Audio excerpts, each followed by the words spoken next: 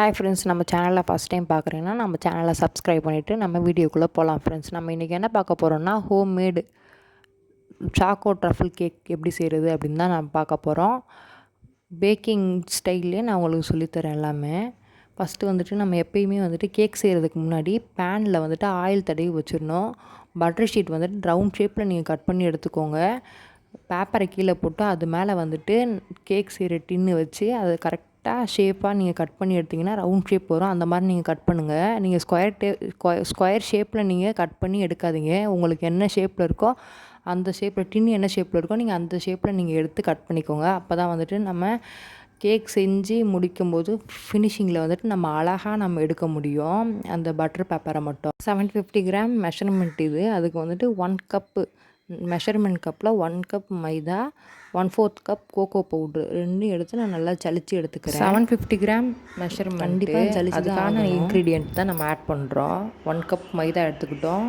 இப்போ வந்துட்டு 1/4 கப் வந்துட்டு கோகோ பவுட்ரு எடுத்துருக்கோம். ரெண்டுத்தையும் நல்லா போட்டு நம்ம சலிச்சு எடுத்துக்கணும். அப்போ தான் வந்துட்டு நம்ம கேக் செஞ்சு நம்ம சாப்பிடும்போது கல் எதுவும் மாட்டாமல் இருக்கும். கண்டிப்பாக வந்துட்டு கோகோ பவுடரை மட்டும் சலிச்சு தான் நம்ம கண்டிப்பாக எடுக்கணும். நான் எல்லாத்துக்குமே நான் கையை தான் நான் யூஸ் பண்ணியிருக்கேன். ஏன்னா நம்ம வேறு எதனாச்சும் வச்சு நம்ம இது பண்ணோம்னா சரியாக நம்மளுக்கு சலிக்கிறதுக்கு கொஞ்சம் கஷ்டமாக இருக்கும்னு சொல்லிட்டு கையை நான் யூஸ் பண்ணியிருக்கேன். கையை அடிக்கடி வாஷ் பண்ணி நம்ம செய்யக்கூடாது. அதில் இருக்க ஈரம் கூட பட்டு மெஷர்மெண்ட் தப்பாக ஆகிறதுக்கு வாய்ப்பு உள்ளது.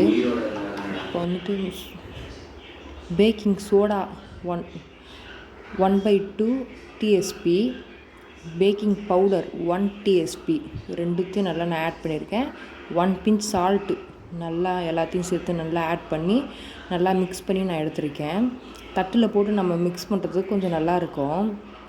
அதனால தான் தட்டுலேயே சலிச்சுட்டு அதுலேயே நான் மிக்ஸ் பண்ணி எடுத்திருக்கேன். இந்த மாதிரி நல்லா நீங்கள் ஒன்றோட ஒன்று நல்லா மிக்ஸ் பண்ணிக்கோங்க இன்க்ரீடியண்ட்டெல்லாம். அப்போ தான் நல்லா எல்லாமே ஒன்றோட ஒன்று நல்லா நம்மளுக்கு மிக்ஸ் ஆகி கிடைக்கும். ஒரு பவுலில் வந்துட்டு 5 எக்கு எடுத்திருக்கேன். இது நான் பெரிய எக்காக எடுத்துருக்கிறதுனால எக்கெல்லாம் நல்லா வாஷ் பண்ணி நீங்கள் எடுத்துக்கோங்க. நான் பெரிய எக்காக எடுத்துருக்கிறதுனால 5 எக்கு எடுத்திருக்கேன். நீங்கள் இதுவே வந்துட்டு சின்ன எக்காக இருந்துச்சுன்னா, ஸ்மால் சைஸ் எக்காக இருந்துச்சுன்னா நீங்கள் 6லேருந்து 7 கூட எடுக்கலாம். நம்ம ஒரு எக்கோட கிராம் வந்துட்டு 50 கிராம் இருக்கணும். அந்தளவுக்கு இந்த மாதிரி நீங்கள் எடுத்துக்கோங்க. பேக்கிங் செய்கிறதுக்கு மட்டும் எப்போயுமே கொஞ்சம் பெரிய எக்காக பார்த்து நீங்கள் வாங்கிக்கோங்க. எப்பயுமே நம்ம பேக்கிங் செய்கிறதுக்கு முன்னாடி என்னென்ன பொருள் தேவையோ அதெல்லாம் முன்னாடி எடுத்து வச்சுக்கிட்டு எக்கெல்லாம் நல்லா வாஷ் பண்ணி எடுத்து வச்சுக்கோங்க. 5 எக்கையும் நான் உடச்சி ஒரு பவுலில் ஊற்றிக்கிறேன். ஊற்றிட்டு நல்லா எல்லாத்தையுமே நல்லா உடச்சி ஊற்றிருக்கேன். க்ளவுஸ் இதெல்லாம் போட்டு நம்ம செய்யும்போது நம்மளுக்கு வாட்டம் வராது செய்கிறதுக்கு. 5 எக்கு நல்லா உடச்சி ஊற்றிக்கிட்டேன். அது கூடவே வெனிலா எசன்ஸு 5 ml நான் ஊற்றிருக்கேன். வெனிலா எசன்ஸ்லாம் அதிகமாக சேர்க்க வேண்டாம். அதிகமாக சேர்த்தா வந்துட்டு நம்மளுக்கு உடம்புக்கு கெடுதல் தான். அதனால் கம்மியான அளவே வந்துட்டு சேர்த்துக்கோங்க. பீட்டரில் நல்லா பீட் பண்ணி நான் எடுத்திருக்கேன். நீங்கள் விஸ்க் வச்சு கூட நல்லா பீட் பண்ணி எடுக்கலாம்.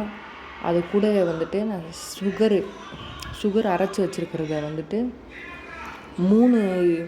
3 பங்காக நான் சேர்த்துருக்கேன். 1 கப் சுகரு நல்லா அரைச்சி எடுத்துக்கோங்க. மிக்சியில் போட்டு நல்லா அரைச்சி எடுத்துக்கோங்க. இல்லை நீங்கள் ஐசிங் சுகர் வச்சுருந்தாலும் அதையும் கூட நீங்கள் ஆட் பண்ணலாம். 1 கப் நீங்கள் மைதா எடுக்கிறீங்கன்னா 1 கப் கண்டிப்பாக சுகர் தான் எடுக்கணும். ஆயில் 1/2 கப் ஆயில் வந்துட்டு கடலை எண்ணெய் இந்த மாதிரி எண்ணெய்லாம் நம்ம ஆட் பண்ணக்கூடாது. எப்பயுமே சரி சுத்தமான எந்த ஒரு வாசனையும் இல்லாத எண்ணெய் ரீஃபைண்ட் ஆயில் தான் நம்ம யூஸ் பண்ணணும். எல்லாத்தையும் ஆட் பண்ணி நான் நல்லா மிக்ஸ் பண்ணிக்கிறேன். நீங்கள் பீட்டர் வச்சுருந்தீங்கன்னா பீட்டர்லேயே நல்லா மிக்ஸ் பண்ணி நம்ம எடுத்துக்கலாம். பீட்டர் இல்லாதவங்க விஸ்கு வச்சு நல்லா மிக்ஸ் பண்ணிக்கோங்க. இப்போ ட்ரை இன்க்ரீடியண்ட்டையும் கொஞ்சம் கொஞ்சமாக நம்ம ஆட் பண்ணி கட் அண்ட் ஃபோல்டு மெத்தடில் நம்ம பண்ணணும். நம்ம பாட்டில் இஷ்டத்துக்கு நம்ம கண்டபடி சுற்றக்கூடாது மாவில். கரைக்கிற மாதிரிலாம் பண்ணக்கூடாது. கட் அண்ட் ஃபோல்டு மெத்தடில் நீங்கள் அழகாக பண்ணிக்கிட்டே வரணும். அப்போ தான் வந்துட்டு கேக் வந்துட்டு நல்லா பஃபியாக இருக்கும். நீங்கள் எந்த அளவுக்கு நீங்கள் மாவை வந்து மிக்ஸ் பண்ணுறீங்களோ அந்தளவுக்கு தான் நம்மளோட கேக் வந்துட்டு நம்மளுக்கு சாஃப்டாக இருக்கும். சாஃப்டாகவும் 2வது நல்லா புஸ்ஸுன்னு இருக்கும். இல்லைன்னா அப்படியே சப்பியாக இருக்கிற மாதிரி இருக்கும். இந்த மாதிரி நல்லா கட் அண்ட் ஃபோல்டு மெத்தடில் நல்லா மிக்ஸ் பண்ணிக்கோங்க. சர்க்கரை வந்துட்டு மெயின் இம்பார்ட்டன்ட். நம்ம எக்கு போட்டு பீட் பண்ணுறோம்ல, 1 கப்பு சர்க்கரையை நல்லா மிக்சியில் அரைச்சி தான் ஆட் பண்ணால் தான் உங்களுக்கு நல்லா வரும். அதை வந்துட்டு அடியில் வந்துட்டு நம்மளுக்கு நிற்கக்கூடாது. இப்போ நான் மாவு வந்துட்டு நல்லா மிக்ஸ் பண்ணி எடுத்துகிட்டு நான் ட்ரேயில் ஊற்றும் போது நான் அந்த பவுலை காமிச்சா உங்களுக்கே தெரியும், நீங்களே பார்ப்பீங்க. அடியில் வந்துட்டு சர்க்கரை கரையாமல் நிற்கக்கூடாது. அந்த மாதிரி இருந்துச்சுன்னா நம்மளுக்கு நல்லா வராது கேக்கு.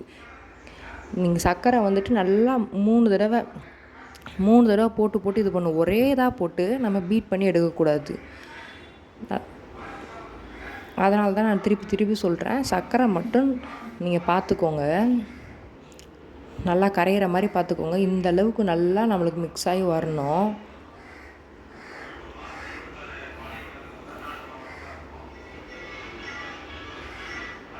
கட் அண்ட் ஃபோல்டு மெத்தடில் தான் பண்ணணும். நம்ம பாட்டில் வேகமாக நம்ம சுற்றினோம்னா அது வந்துட்டு நல்லா இருக்காது. இந்த மாதிரி ஒரு சர்க்கிள் மாதிரி பண்ணிவிட்டு நடுவில் இந்த மாதிரி ஒரு கட் பண்ணி எடுக்கிறது தான் கட் அண்ட் ஃபோல்டு மெத்தடு. இந்த மாதிரி நீங்கள் பண்ணணும். நம்ம எடுத்து பார்க்கும்போது அது லேயராக உழுவணும். தெரியுதா? இந்த ஒரு பதம் இருக்கணும். நான் வந்துட்டு இன்றைக்கி உங்களுக்கு, நீங்கள் எல்லாருமே யூஸ் பண்ணுறது ஓவன் வச்சுருப்பீங்களான்னு தெரில, அதனால் நான் உங்களுக்கு வீட்டில் குக்கர்லேயே நான் செஞ்சு காமிக்கிறேன். இது நான் ஆல்ரெடி இந்த கேக் செய்கிறதுக்காக மட்டும் நான் யூஸ் பண்ணுற குக்கரு. ஆயில் நம்ம தடவி வச்சுருக்கோம்ல, அதில் நம்ம அப்படியே ஊற்றிக்கிறோம்.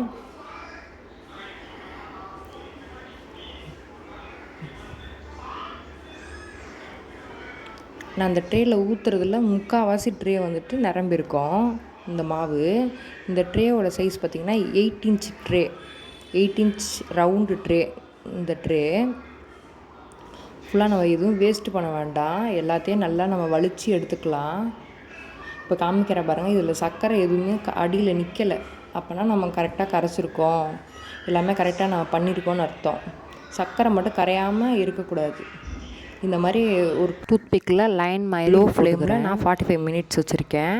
பாருங்கள், குக்கரை வந்துட்டு 10 நிமிட்ஸ் ப்ரீ ஹீட் பண்ணி வச்சுருக்கணும். அதுவுமே லோ ஃப்ளேமில் தான் இருக்கணும், ரொம்ப ஹை ஸ்பீடில் வைக்காதீங்க. டைமிங் உங்களுக்கு குக்கரை அடுப்பில் வச்சுட்டு அடுப்பு ஆன் பண்ணிவிட்டு சால்ட் அதில் போட்டு, சால்ட் இல்லைன்னா மண் எதனாச்சும் ஒன்று போட்டு அதுக்கு மேலே வந்துட்டு நம்ம ட்ரே வைக்கிறோம். கீழே எதனாச்சும் ஒரு ஸ்டாண்டு மாதிரி வச்சுட்டு அதுக்கு மேலே நம்ம வந்துட்டு கேக் செஞ்சுருக்க பேட்டரை வைக்கிறோம். இப்போ கேக் நல்லா வெந்திருக்கான்னு நம்ம செக் பண்ணுறதுக்கு ஒரு டூத்பிக் வச்சு நம்ம குத்தி பார்க்கலாம். இப்போ பாருங்கள், கேக் நல்லா வெந்திருக்குன்னா இதில் வந்து ஒட்டாமல் இருக்கும். வேகலைன்னா இதில் ஒட்டியிருக்கோம். அப்படி வேகலைன்னா ஒரு 5 நிமிட் மறுபடியும் வேக வைங்க. அவ்வளோதான் ஃப்ரெண்ட்ஸ், நம்ம வந்துட்டு கேக்கு இப்போ செஞ்சு நம்ம எடுத்துருக்கோம். இதை வந்துட்டு நம்ம ஒரு காட்டன் டவல் இந்த மாதிரி வச்சு நம்ம மூடி வச்சுருக்கணும். காட்டன் டவல் இல்லைனா வந்துட்டு ஃபுட் பேப்பிங் கவர், இது 2த்தையும் வச்சு எதனாச்சும் ஒன்று மூடி வச்சுருக்கணும். இன்றைக்கி நம்ம நல்லா ஆறுனதுக்கப்புறம் தான் மூடணும்.